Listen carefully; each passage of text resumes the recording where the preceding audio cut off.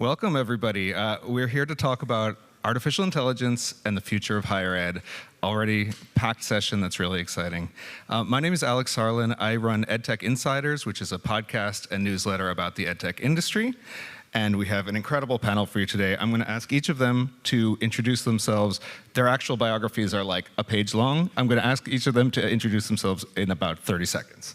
Let's start with Eddie. Thanks, Alex. Eddie Phillips, afternoon or morning. I don't know what time we're in right now. I come from Central Time Zone, so it's always hard to kind of translate time zones. But Eddie Phillips, Provost and Vice President of Academic Affairs at National Louis University. I've worked in higher education about 20 years now. I started when I was 18, so still look really young and enjoying the work.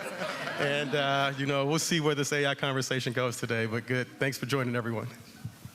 Hi, my name is Joy Dasgupta. Good morning. I'm the CEO of Gyan. We are a Boston-based startup.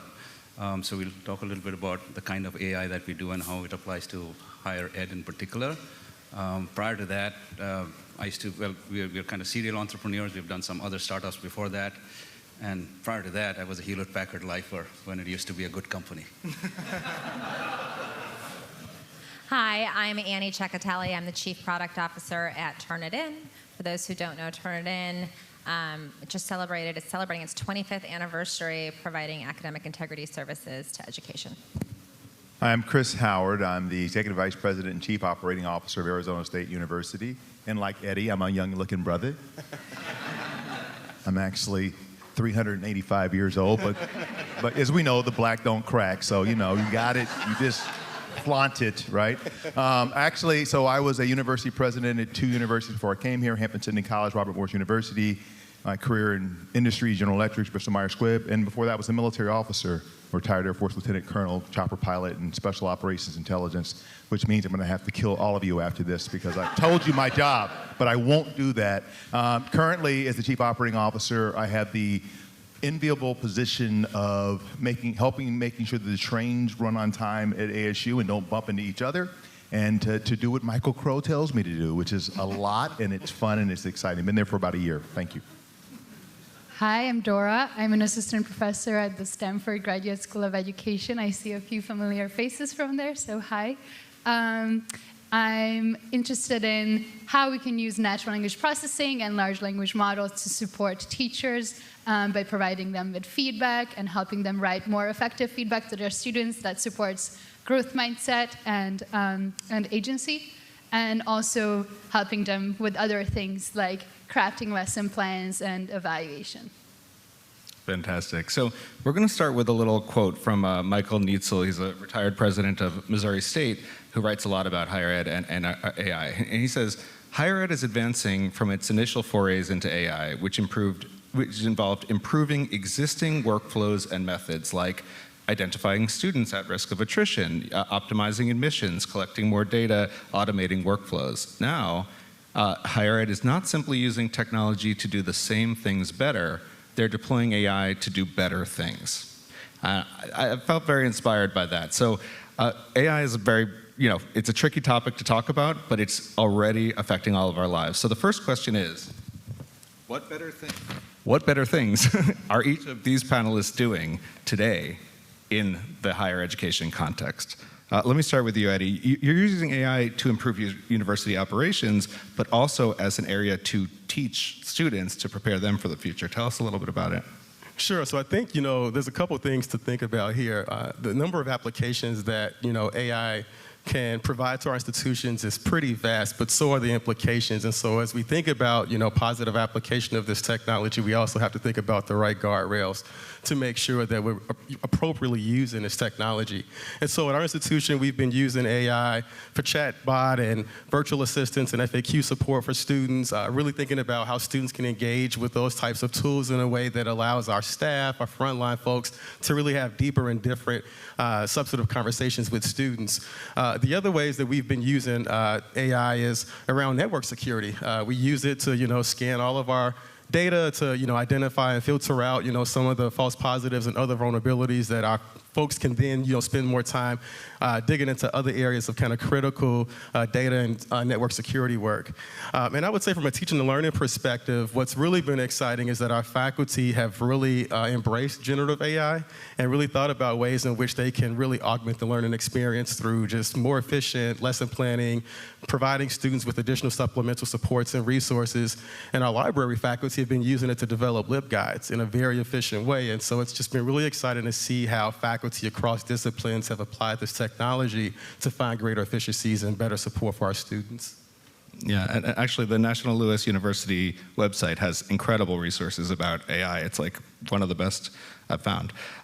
So let's go with you, Chris. So ASU, Arizona State, has a very well-earned reputation as a pioneer in tech adoption and online learning globally. Tell us about some of the current use cases for AI at ASU and how you're thinking about this amazing moment where OpenAI and Google Bard and LLMs are just everywhere. Yeah, I just passed an LLM when I walked in here, so no, bad AI joke. But we kind of see ourselves as an innovative learning laboratory, as you pointed out, Alex. And we, one of the things is we want to be agnostic about the platforms. You mentioned ChatGPT and OpenAI. You mentioned Bard. ASU has a history of working with all sorts of people. So that's one of the first things we want to mention. We're open to all comers, and even Jurassic. Some of the other things you haven't even heard of, we're actually experimenting and working with them as well. A little bit about ASU as a public enterprise. We have this wonderful entity. I call it's called EdPlus, and I say it's where Einstein meets Gandhi, right? And what I mean by that is these super smart people, about 600 of them or so, that are designers and thinkers and planners that design and they've kind of created our ASU Online, which services, wait on it, about 93,000 people, another students, another 310,000 learners that are not even degree seeking. And they are sort of the wonderful mad scientists with the big hearts that are thinking about things that they can use AI to optimize on the student success journey. One quick example, we used AI to optimize our course catalog sort of descriptions. When people go on and look at, I want to take biology 100, it can be pretty, as Larry David would say, pretty sad in terms of how it's written. So we use an AI technology to kind of optimize that and optimize it with a schema for SEO as well. And our students are actually really appreciating, they actually understand what they're getting into. So lots of micro pilots and experiences using many, many different platforms to, again, begin with the end in mind and work on helping students achieve. That's really interesting. There's really no aspect of education that AI couldn't touch, and I think that's a really cool example. So Dora, let's talk about your work. It focuses on AI in the classroom, how instructors can use it to optimize their feedback and improve their instruction. What is that looking like today? Yeah, thank you, Alex. I think that your question is very well framed and on point, because a lot of the discussions I'm having with my colleagues and teachers is really trying to figure out, like, where is AI just like a productivity enhancing tool that you're doing things that you're already doing, but maybe faster and easier. It's getting to you from zero, like a blank slate of no lesson plan, to something that you can edit. And where is it giving you opportunities that you couldn't have had otherwise? And that's sort of where my research is targeting, like trying to think about things you couldn't achieve before and addressing pain points that teachers might have. So for example, I'm working with social psychologists who have delivered these massively successful interventions on growth mindset and belonging and other types of social psychology constructs. And they've shown, and these are like published in Nature and et cetera, that like an intervention that's 30 minutes long can improve student outcomes like 4 years down the line, like in their college outcomes. But one thing that teachers who go on to do these interventions struggle with is, okay, I'm given this advice, I go through these ideas about your brain can develop and everything, but how does that actually look like in the classroom, like in language? When a student is coming to me with a problem, how do I respond? They're struggling with feeling like they might not be enough for college, or or they're struggling with a particular math problem, how do I respond? And that's something that current psychological research cannot answer. It's something that a linguist can't answer because we need data, we need outcomes, we need to triangulate different sources of information to figure out what are the linguistic signatures of growth mindset and what are the linguistic signatures of other good teaching strategies that we can help teachers use more. For example, by creating a coaching tool for them so that they can practice these conversations. That just simply does not exist at all. Maybe a peer teacher could sit down with you to simulate, pretend they're role-playing, pretend they're struggling students, but that's not going to be the same. AI is giving us this opportunity to actually learn from real interactions and help teachers become better at these very sophisticated but very high leverage strategies. So I think that's one thing that we're trying to focus on. Yeah. And centers of teaching and learning in universities always want to expand their impact, and we talk about how professors don't often get a lot of teaching support, so this could really expand that. Annie, let's talk about what you're doing. Turnitin just launched its AI plagiarism detector last week, I believe? Yeah, April 4th, 2 weeks ago. 2 weeks ago. But that doesn't tell the whole story of what Turnitin is thinking about in terms of AI at all. It's very bullish about AI as an amazing learning tool. Why is that? Yeah, we already use it in a lot of our products. Most people know our plagiarism products. We also have other products, one of which focuses on making grading more efficient. So thinking about really the educator as our persona. Obviously, there's students and there's administrators, but how do we make grading more efficient so they can focus on the conversations with the student? For instance, grouping questions together so they just grade them once. Why should every teacher grade every paper and it's the same STEM, work by, step by step? Just do that once, and then you can say, here, it goes out to everybody. So we've been working with AI from a grading efficiency for quite a while, as well as on using AI to detect AI, which people find funny. So launched a few years ago when the problem of contract cheating, so paying somebody to write your paper, became more prolific with the internet in terms of hiring somebody to do that. We started really looking at the signatures of writing, both from a specific how students write and understanding individual student writing and being able to apply that and extrapolate those statistical markers, which then brought us and got us a lot of training to what we're doing now. So people think that the AI generative writing is a new thing. It's not. ChatGPT is a new thing. It's the end of November last year, but GPT-3 was released in June 2020. So as an AI team, we'd already been working with understanding those models and how they generate words, and then how we would be able to provide insight for teachers to be able to detect it. And we always say these detectors are signals for teachers to use, just like any other product. It's something for the teacher to make a decision on. It might just help them go faster. We've heard already from a lot of teachers saying, I felt that this was written differently, maybe wasn't by the student, but this just gave me more information to have a conversation with the student. So it's about allowing them to move faster. And we're even seeing, we're listening to them on what are the problems that come back to grading and feedback and how we can make that more productive. I mean, there's grading and feedback that's kind of basic, right? And then there's the grading and feedback that's how was your thinking? How was your analysis? I want to give you feedback on those things and have teachers having more time for that analysis and less about the actual construction. And so those are the types of projects we're working on. That's really interesting. And Joy, your company, Gyan AI, has been working on a variety of different use cases for universities. Give us a rundown of what some of those are today in 2023 and what's different about what you're offering. Let me start with what's different about what we are offering.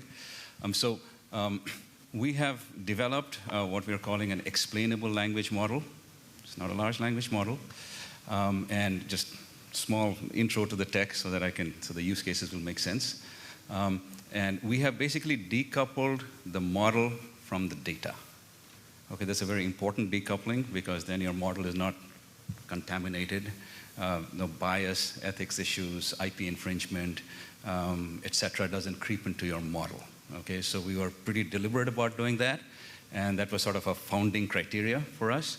And how we did it is essentially we are using formal semantics, computational linguistics, rhetorical structures to sort of be able to have this standalone data-independent model.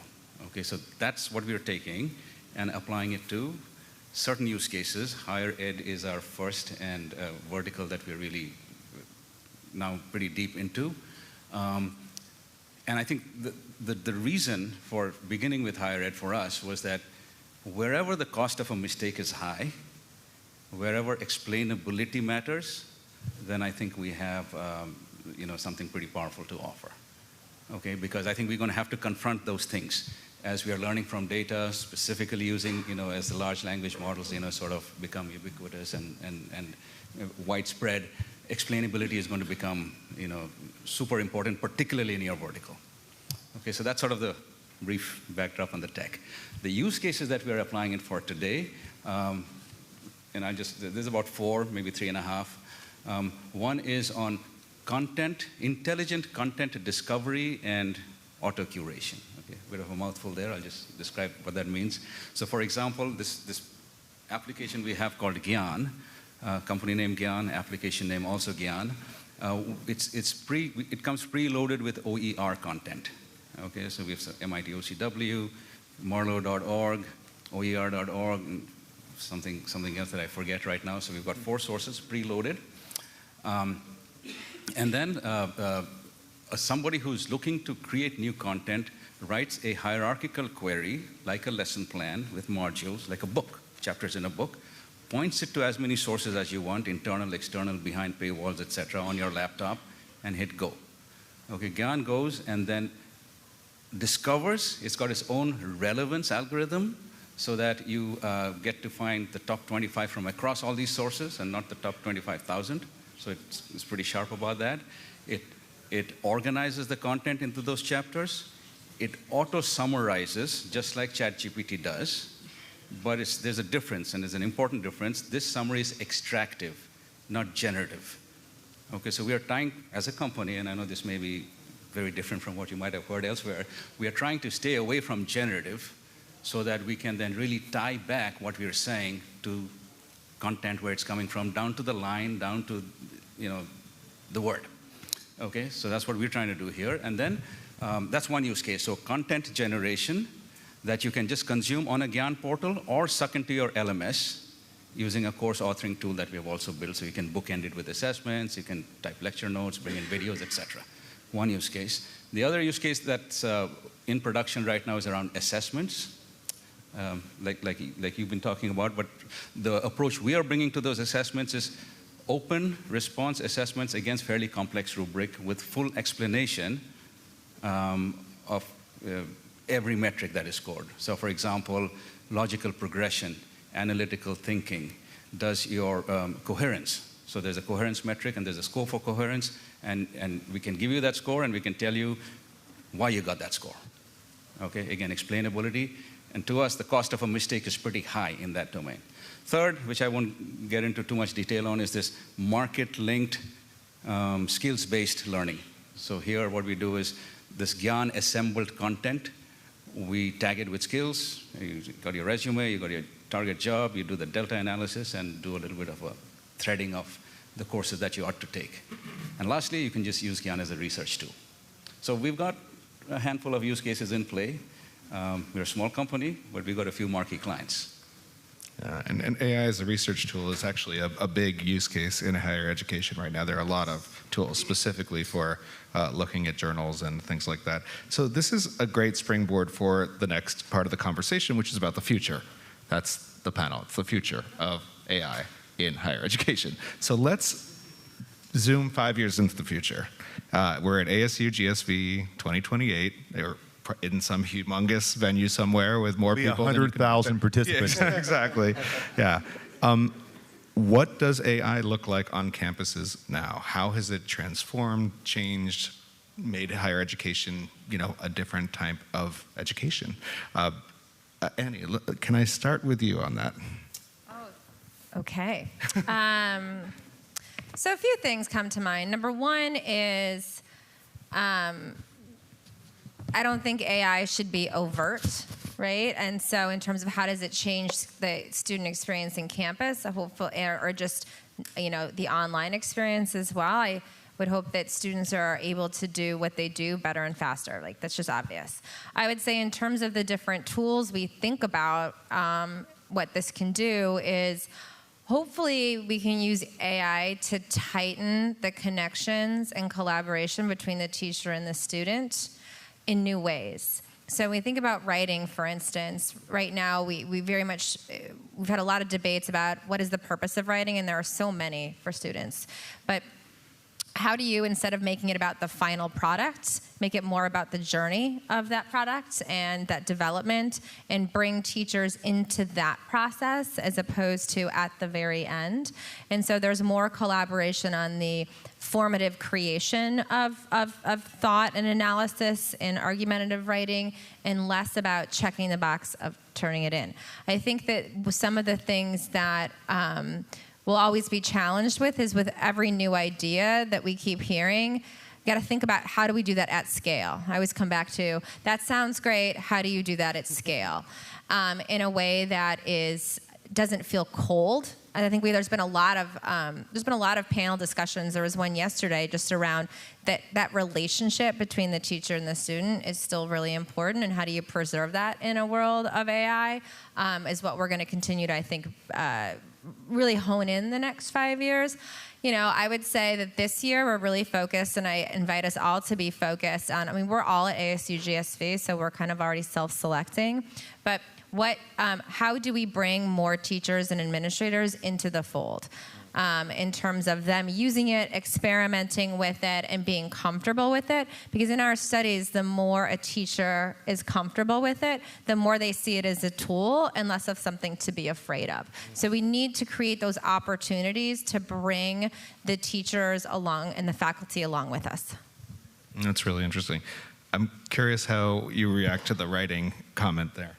Yeah, I echo a lot of what Annie was saying. I also think that teachers should be sort of at the center, and we need to sort of develop solutions that are not generated by excitement about technology, but to actually with the problems in mind. And I guess this is a theme at this conference. I heard a lot of people say that, so it's great. But I think also that it's really key that sort of this hype is preceded by just a lot of care, and I think higher ed could be sort of at the forefront of figuring out what that might look like. So before it gets to, for example, K-12 students or teachers, to create frameworks for rigorously evaluating and assessing what's the best use of AI in classrooms. So for example, this question about how should AI help the teacher, to what extent should it be in the sort of, not central, but to what extent should students be interacting with AI directly? To what extent we should just preserve the student-teacher, human-to-human interaction and aiding the teacher with the AI? I think these are actually open research questions.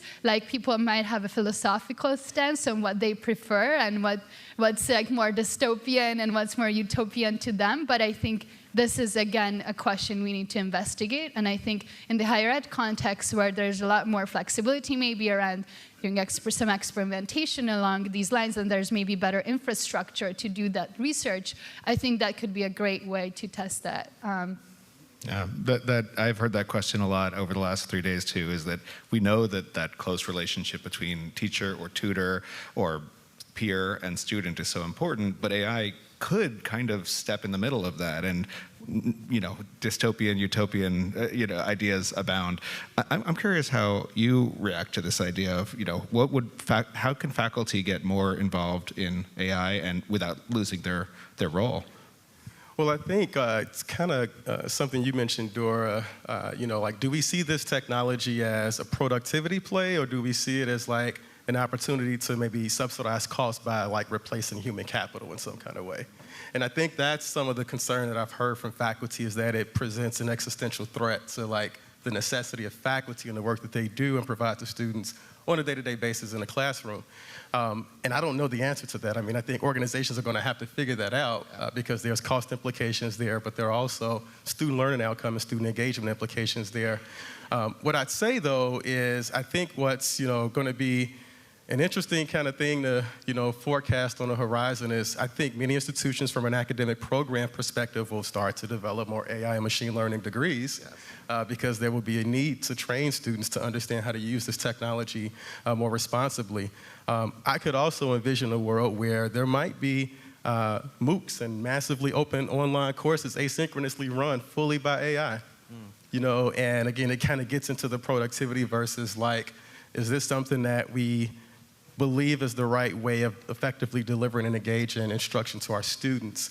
And I think the last piece that I'll say in terms of like the teaching implication is, I totally agree with everything that Annie said, is that faculty are going to really have to think about different ways of designing pedagogy, delivering instruction in ways that are not like so reliant on these kind of high stakes summative essays and writings. There has to be more formative engagement kind of happening incrementally along the way to really understand student voice.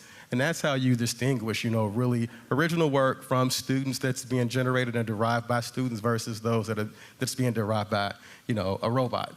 And I think faculty are going to have to really engage students in a deeper way to discern what that looks like with their students. We've seen, I don't know if people have read these, but there are all these articles now about individual faculty members at one college that are embracing ChatGPT and making it required in the curriculum, and then many others who are saying, wait, we don't have a policy for this yet. You think about scale in education a lot. How can we balance AI to create scale without running those relationships that faculty have with students? Well, I think it's the right question, and first off, just to kind of go back to your first part, the way you prompted us, I want to say the campus is very much converging to this. Yeah. And I want to use a couple of use cases to speak to what you're talking about here in your original prompt. But the campus is not going to go away, but the campus is more and more going to be in our pockets because our non-traditional learners are now our traditional learners. Like 75% of our folks that are learning are students, either certificates, upskilling, or doing degrees, are not in a classroom and not on a campus, and nor can they be on a campus because they're too busy, making money to eat and survive. So we have to recognize that first and foremost. Right. So I'll use a use case that's, so you said 5 years out. Yep.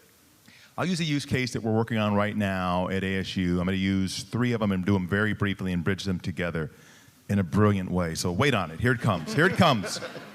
So, I'm a pure Michael Crow, sort of, how do you eliminate the barrier of math to people that want to get into STEM degrees in the STEM world?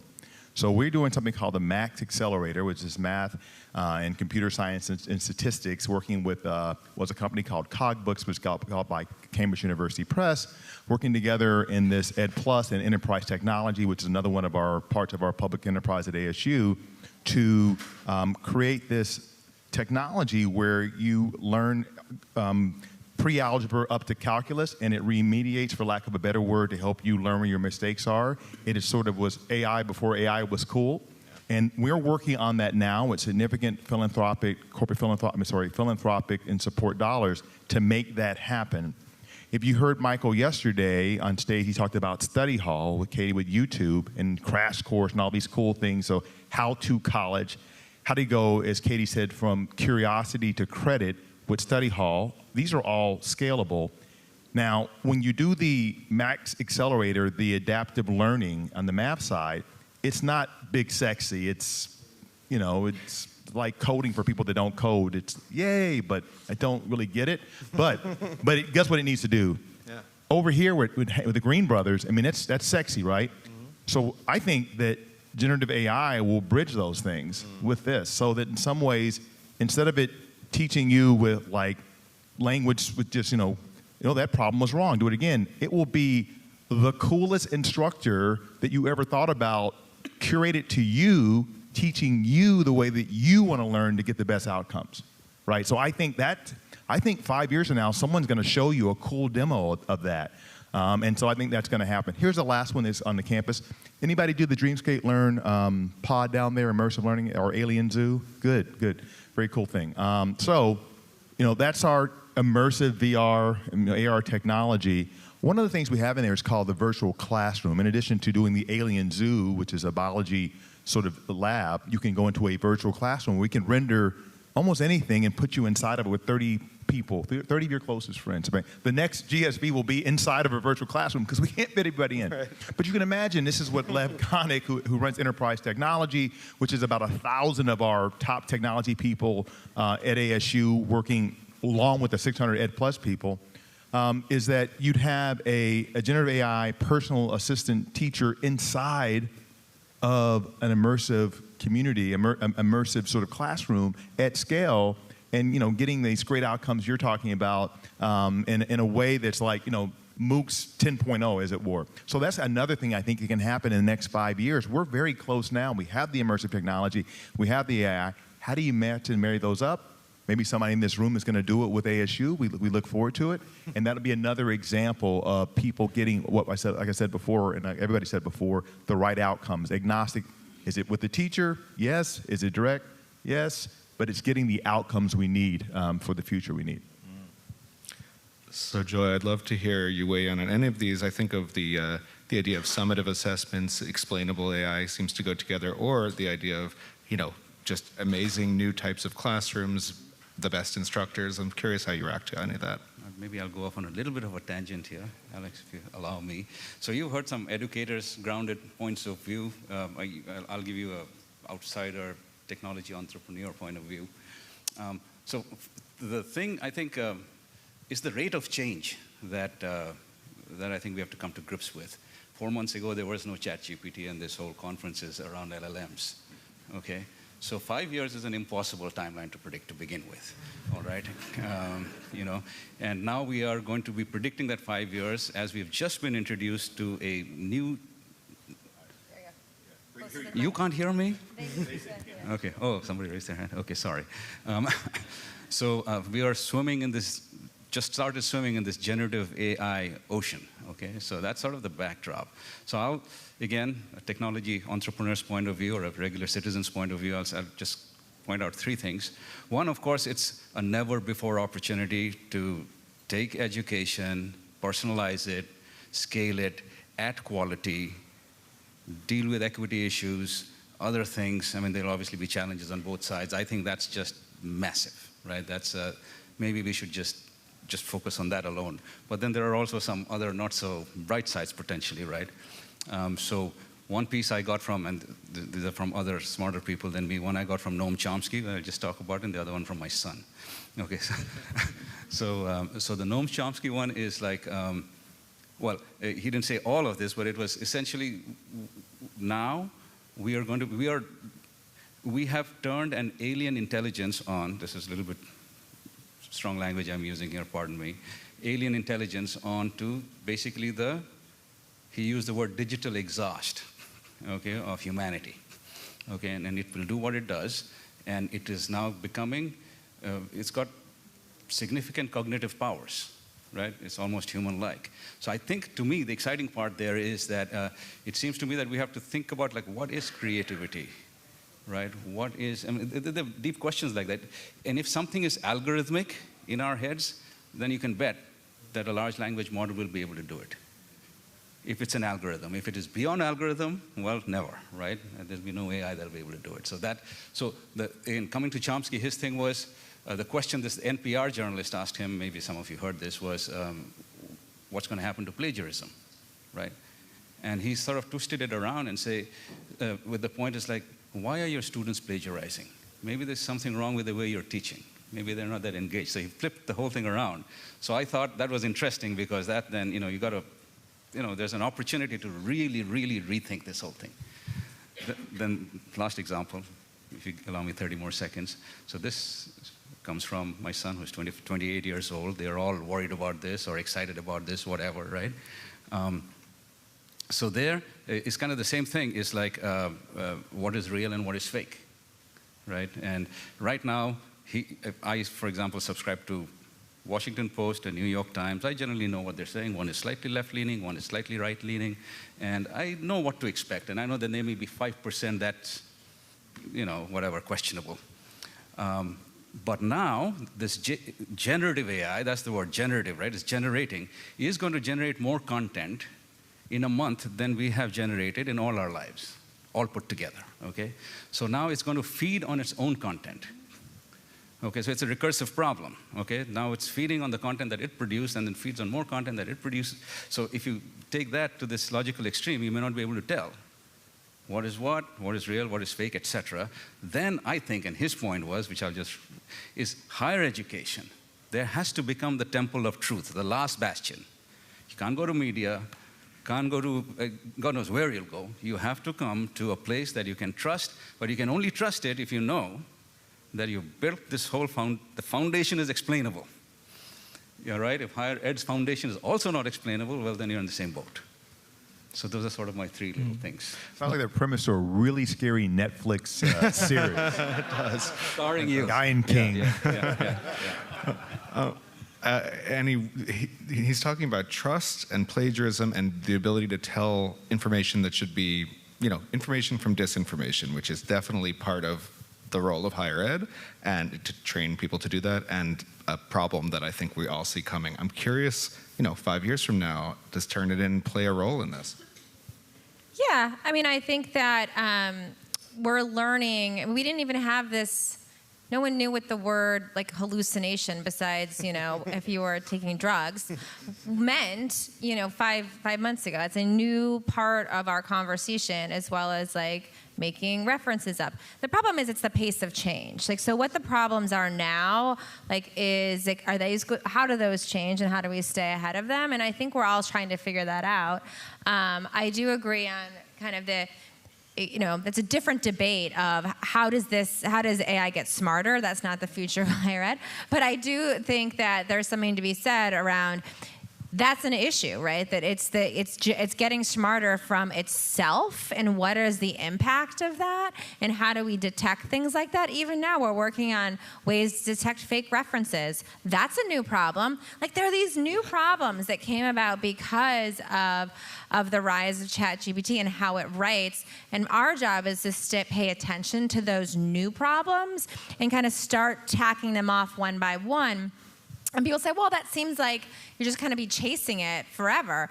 I don't know, maybe, but there's a role for that. We do that with, we do that with cybersecurity every day, right? And I don't want to say cybersecurity and education are the same. Not true, but there's this element of there are threats that are new, or there are things that are new to us, and how do we work through them from a technology perspective? Like, that rate of change is just going to continue, and I will sleep less. If you haven't watched, two things I commend to people is the Wall Street Journal editorial with Henry Kissinger, who is actually still alive, and Eric Schmidt, and it likens generative AI to the Enlightenment, right? Not even the Gutenberg Press, but the Enlightenment. It's really compelling. The other thing is this article, this ran in 60 Minutes, this story that ran in 60 Minutes. If you all saw it on Sunday, I don't know if you saw it. A guy named Dr. James Manyike, I went to graduate school with him, talked about, like new problems and new challenges and opportunities.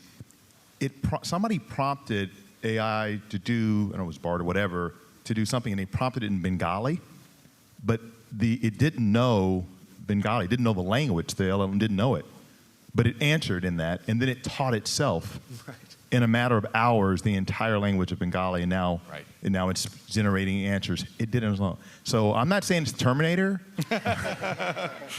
But you're not but there's some saying really it. cool opportunities. I just wanted to put that out there as one concrete example. A question for you. If an AI goes into all of the journals that are sitting into the university library that no human has ever made its way through, what does that mean? Yeah, great question. I think sort of building on what Annie was saying about